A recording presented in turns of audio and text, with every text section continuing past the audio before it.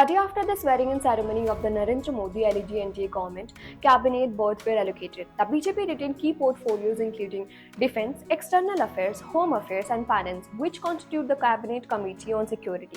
Retention of key minister Rajnath Singh, Amit Shah, Nirmala Sitharaman, and S. Jaishankar retained their position from Modi 2.0. Now, what could be the reason and strategy behind retaining the big four ministries? Retaining the same ministries ensure policy continuity and stable governance.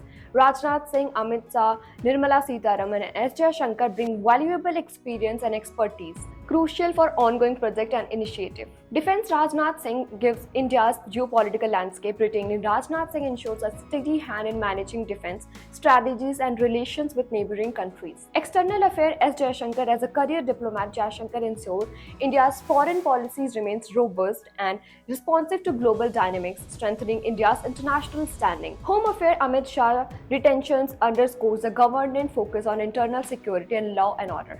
His familiarity with internal security challenges make him vital for the national stability. Finance Minister Nirmala Sitharaman continuation allow for the consistent economic policies.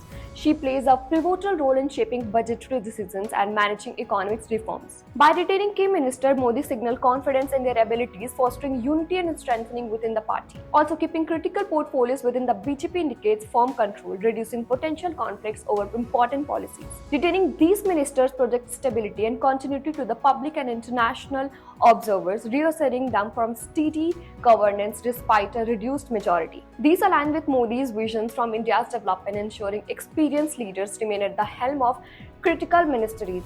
At last, the strategy behind retaining the big four ministries in Modi's 3.0 revolves around ensuring continuity, leveraging experience, maintaining internal security, managing economic challenges, and projecting this approach not only